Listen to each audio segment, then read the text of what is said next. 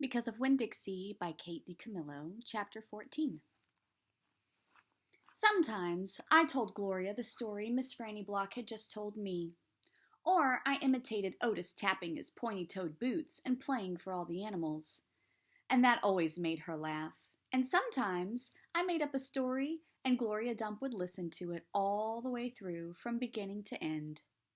She told me she used to love to read stories, but she couldn't anymore because her eyes were so bad. "Can't you get some really strong glasses?" I asked her. "Child," she said, "they don't make glasses strong enough for these eyes." One day, when the storytelling was done, I decided to tell Gloria that Otis was a criminal. I thought maybe I should tell an adult about it, and Gloria was the best adult I knew. "Gloria," I said. She said back. "You know Otis?" "Well, I don't know him, but I know what you tell me about him." "Well, he's a criminal. He's been in jail. Do you think I should be afraid of him?" "What for?"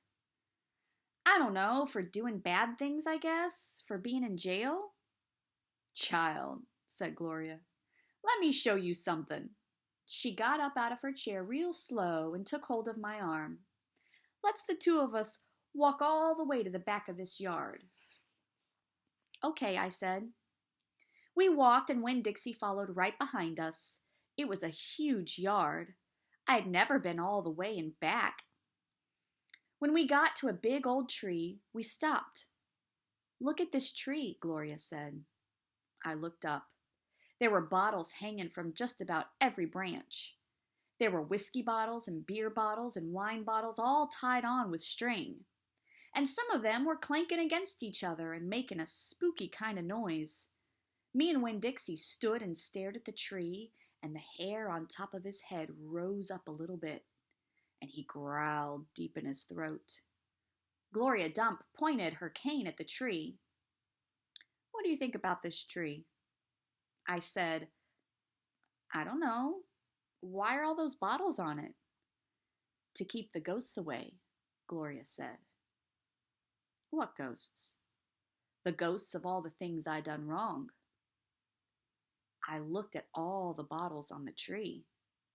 "You did that many things wrong?" I said. Said Gloria. "More than that." "But you're the nicest person I know," I told her. "Don't mean I haven't done bad things," she said. "There's whiskey bottles on there," I told her, "and beer bottles." "Child," said Gloria Dump, "I know that. I'm the one who put 'em there. I'm the one who drank what was in 'em." "My mama drank," I whispered. "I know it," Gloria Dump said. "The preacher says that sometimes she couldn't stop drinking." Said Gloria again. "That's the way it is for some folks. We get started, and we can't get stopped." "Are you one of those people?" "Yes, ma'am, I am. But these days I don't drink nothing stronger than coffee." "Did the whiskey and beer and wine, did they make you do the bad things that are ghosts now?" "Some of them," said Gloria Dump.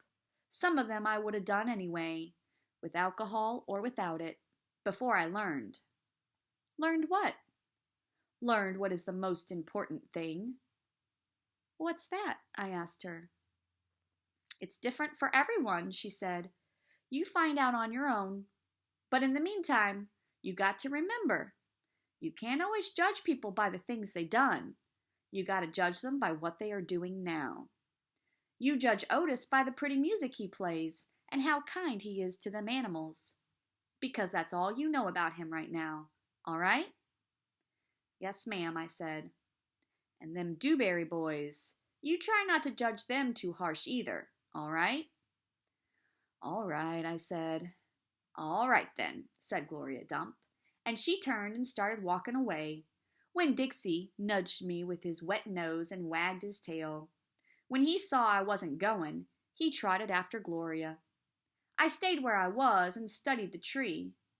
I wondered If my mama, wherever she was, had a tree full of bottles, and I wondered if I was a ghost to her, the same way she sometimes seemed like a ghost to me.